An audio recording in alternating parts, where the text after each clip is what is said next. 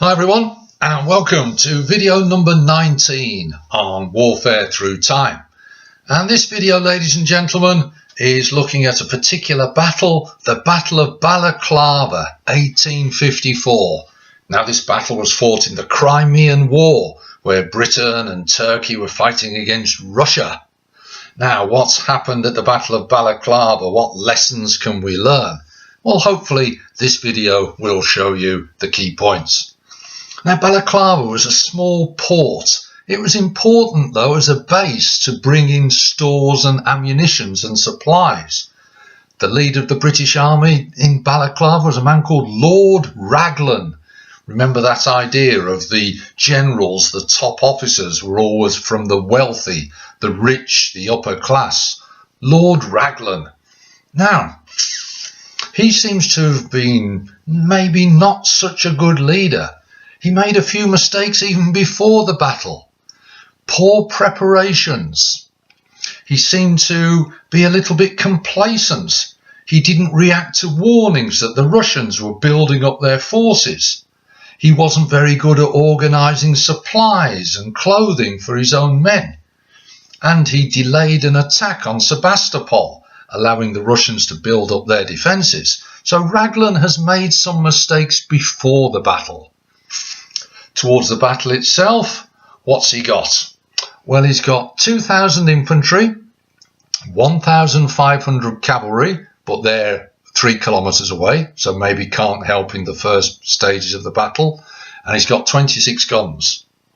The Russians saw an opportunity. They saw a chance to get in and cause some damage.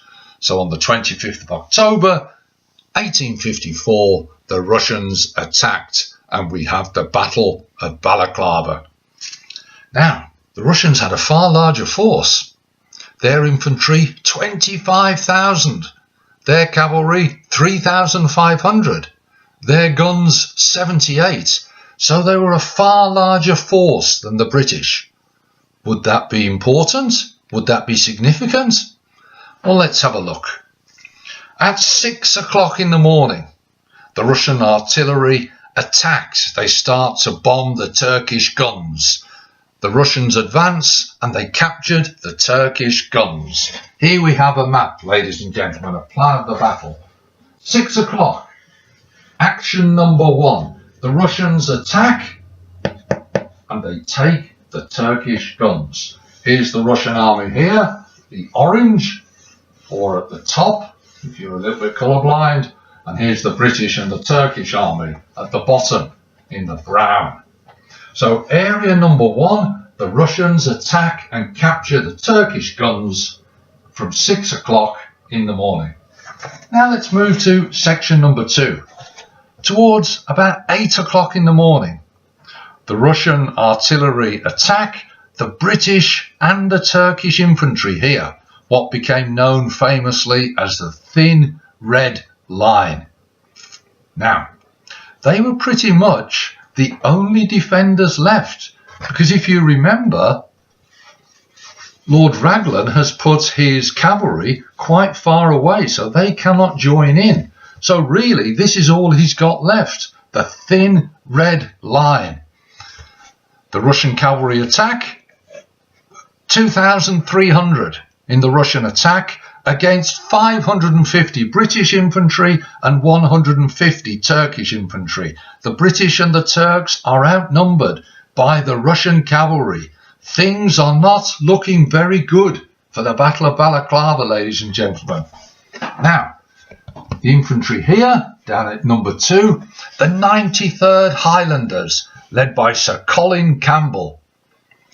Now, he orders his men to stand and fire at the charging cavalry in 2 separate lines. The cavalry still come on. He orders them to keep firing, and after several volleys of fire, the Russian cavalry at the last minute, they swerve and retreat. Infantry has defeated a cavalry charge. Why would that be? Well, you've got to examine the bravery of the British and the Turkish infantry there, well led by Sir Colin Campbell. But also, they have got Mini-A rifles, which were easier to load and then reload, so they could have a quicker and more rapid rate of fire. If you want to check that out, you've heard it before, go back and have a look at video number 13, Technology Affecting Warfare. There we see the example of change. So the Mini-A rifle is important because it held the cavalry charge. Infantry, well led, well drilled, could stop cavalry because of technology. Key point. Now, in the battle, a reporter, a journalist, William Howard Russell, I mentioned him in video number 17. Go back and check him out. He was watching and he wrote about what he called a thin red streak tipped with steel. And then that became known as the thin red line from the tunics, the uniform that the British infantry were wearing. Now, the thin red line had defeated a powerful enemy, outnumbered 4-1. It showed the power of defence and the power of technology in warfare. Section number 2 of the Battle of Balaclava. Now let's move across here to area number 3, the third part of the battle. Now, if you'll notice, Lord Raglan, the leader, the commander, he's over here. He's up on a hill. He's quite a long way away. But because he's on a hill, he can see everything. So Lord Raglan orders the Heavy Brigade of the British Cavalry, led by a man called Scarlett. So Raglan orders the Heavy Brigade to move forward and reinforce the positions, take the positions that the Russians have just left. On the way, as they move forward, they encounter Russian cavalry, about 2,000 to 3,000. Armed with swords and pistols, the Heavy Brigade attack. They've got the benefit of surprise. The Russians did not know they were coming. The Russians were attacked from the side, so they couldn't form up in their normal formation. They were soon scattered, and the Russians fled, and they retreated over Causeway Heights. This sort of like a line of hills here. The Russians have been forced back. It took maybe 6-8 minutes. That's all it took, about 8 minutes to defeat the Russian cavalry here. The Heavy Brigade. Well, look up here, the Light Brigade. A different sort of cavalry. Light Brigade armed with lighter weapons. Lord Cardigan is in charge here. He sees what is happening. Maybe he could have sent his men in and joined with the Heavy Brigade and totally defeated and routed the Russians. But he decided not to do anything. He waited. Lord Raglan saw this from the hill. Lord Raglan is frustrated, but he's too far away to actually influence anything. So we've seen so far that the Russians have not done very well at the Battle of Balaclava. Thanks to some good tactics, thanks to technology, the British, even though they were outnumbered, were doing very well. So it's good news so far for the British. But then, ladies and gentlemen, there's always a but in history, as I've said many times. But Lord Raglan, he sends a verbal message, a message which is passed on orally. He's just told somebody his orders. And he tells a man called Captain Nolan. And he says, right, Nolan, I want you to go to Lord Lucan. He was in charge of the cavalry, overall command, in charge of the Light Brigade and the Heavy Brigade. And he says, Nolan, go to Lord Lucan and tell him to advance to the area where the Russians have left. Now, Lucan has got no infantry support. He's just got cavalry. So Lucan does nothing for 45 minutes. Raglan is getting frustrated. Because the cavalry have not attacked, the Russians have now got time to start to remove these captured Turkish guns. That is the key to what happens next. Raglan sends a message to Lucan. This time it's written. Captain Nolan. He writes it down. And the message was, advance rapidly and prevent the enemy carrying away the guns. Remember, Raglan's on a hill. He can see what's happening. He can see the Russians are taking away the captured guns. Captain Nolan goes across to Lucan. But again, he only gives the message verbally and in a very vague way to Lucan, even though it was written down. Maybe it wasn't Raglan's fault there. Maybe it was Captain Nolan's fault. Captain Nolan did not particularly like or respect Lord Lucan. So there's an issue there. So Nolan says, look, Raglan wants you to move forward and get the guns. The problem was, where Lucan was, he couldn't see the Russians capturing the guns. He can't see that. So Lucan says to Nolan, what guns? Attack the Russian guns? What do you mean? It was all miscommunication. It was all a bit confused, ladies and gentlemen. Nolan replied with a very famous phrase now in history. Nolan said, there is your enemy, there are your guns. What did that mean?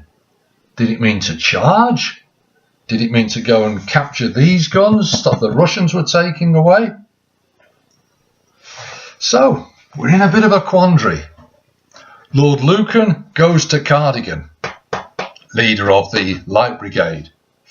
They were brothers-in-law, but even though they were related by marriage, they didn't like each other.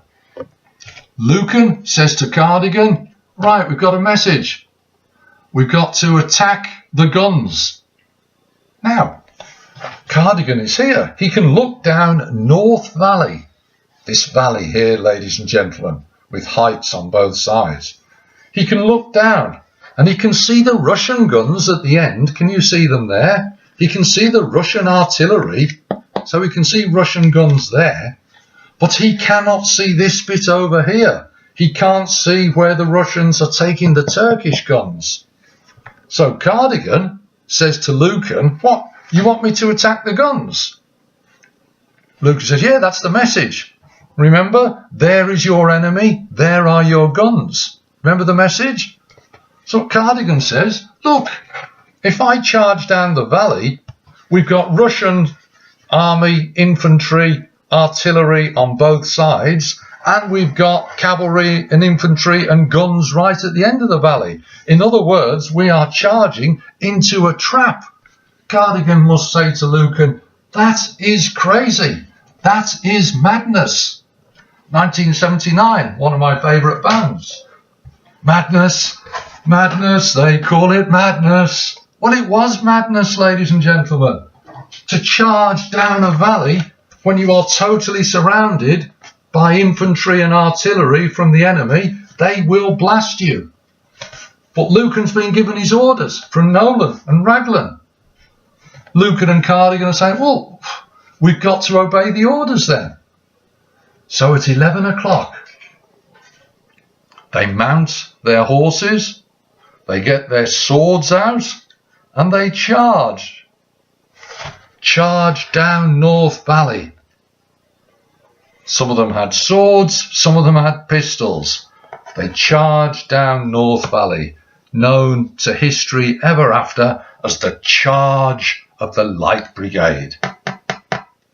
673 men in 3 different lines, roughly 220 in each line, and they charged for 2.5 kilometres down the valley. That's about 1.5 miles. But of course, as soon as they get into the valley, they are attacked from all sides. They can't fight back because they're too far away. All they've got is a sword or maybe a pistol. And they're being hit from musket fire and also artillery fire. As they start to charge, Captain Nolan rides in from the sides, frantically waving his arms. Was he giving a signal? Was it a warning? My gosh, you've got it all wrong. We didn't mean these guns, we meant these guns. Who knows? Because an artillery cannonball exploded and the shrapnel killed Captain Nolan before he got a chance to say what he was going to say. Unbelievably, the Light Brigade did charge all the way down the valley, and they actually reached these Russian guns. And they start using their swords to sort of attack the men who were firing these guns. So they were very brave, the Light Brigade. But as soon as they get down there, they're met with a much larger force of the Russian cavalry. So what can Cardigan do? Well, all they can do is retreat, turn around and ride all the way out of the valley. But then they're being attacked on all sides again as they retreat. 20 minutes. 20 minutes of carnage. The result? Back where they started. They captured no land, no guns, and no enemy. The result? 113 men killed. 134 men wounded. Nearly all of the horses destroyed. The charge of the Light Brigade. Brave, yes. Foolish, possibly. Disastrous results, definitely. Now, normally I do a poem in a video, but there's no need, because there's a proper poet. Alfred Lord Tennyson wrote a poem about it to remember the bravery of those men, called The Charge of the Light Brigade. I'll just quote a little bit for you. Someone had blundered. Someone had made a mistake. Theirs not to make reply, theirs not to reason why. Theirs but to do and die.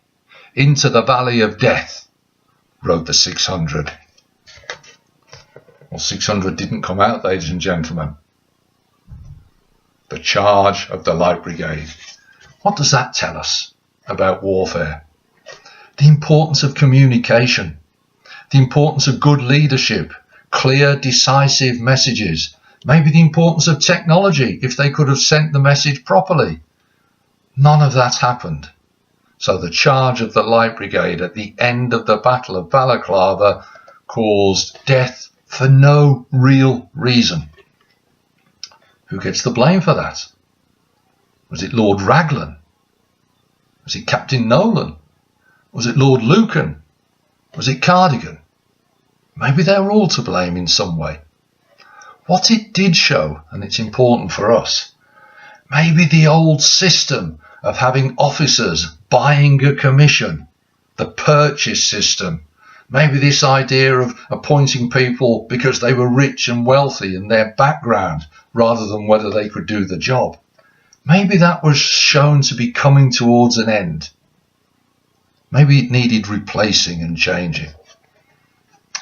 Well, we'll see if that happened. So there we have the Battle of Balaclava in the Crimean War. And with that, we've finished the section on the industrial era. We move towards the last part of the course, warfare through time in the modern era, 1900 to the present day, pretty much the 20th century. Wow, what's going to happen there? Well, as we'll see, ladies and gentlemen, there were some huge changes, although some things at the start did stay the same. So that's coming soon. As ever, I hope it's been useful. Speak to you soon. All the best now.